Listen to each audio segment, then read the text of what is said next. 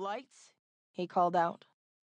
The dim room turned bright as the light tech took his cue. Camera! Camera rolling, a cameraman mumbled. Roll sound? Rolling. The director glanced at Rhonda. She nodded to him. Action, he said. At that, the cameraman positioned over Chatman's right shoulder held up 5 fingers. He counted down to 1, then pointed at Rhonda. I'm Rhonda Simmons, and this is 2020.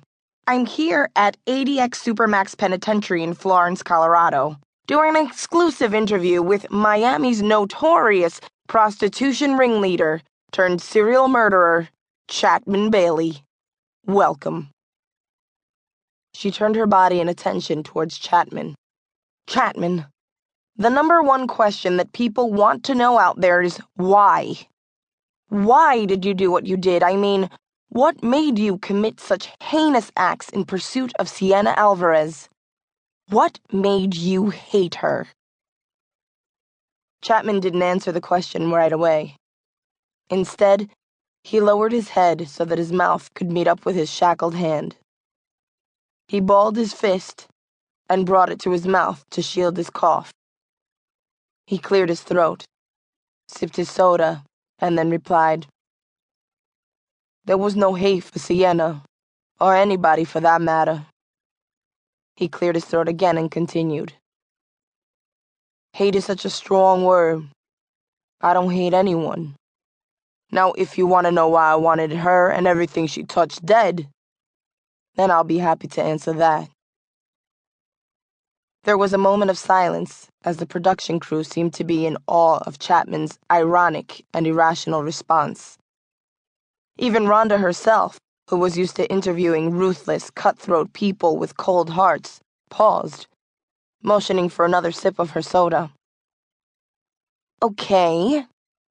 So, hate is too strong a word for you to use, but killing multiple innocent people sits well with you. Hate is something you feel.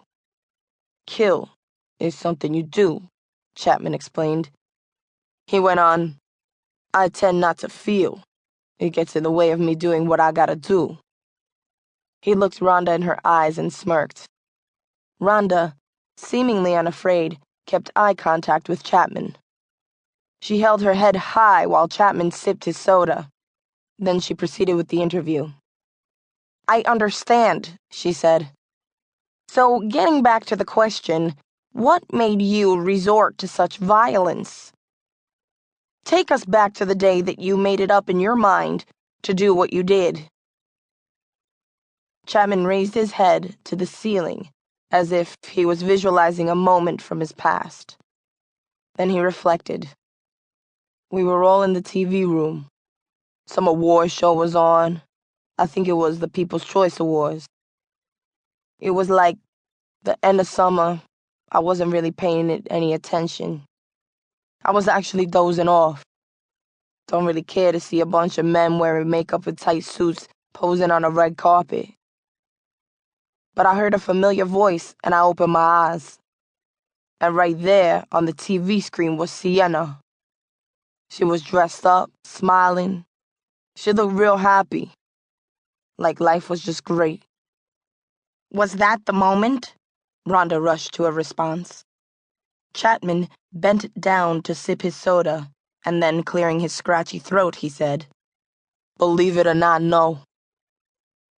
I wasn't really mad at that. What did it for me was when I heard the news people and the reporters calling out, Cece.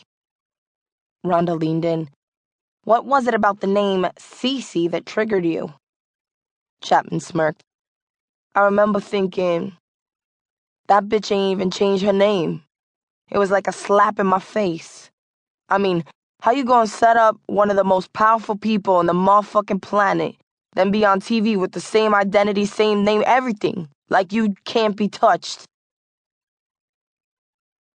Let me get your pack, Chatman told his cellmate, a bent-over elderly man who was serving 2 life sentences for a double homicide.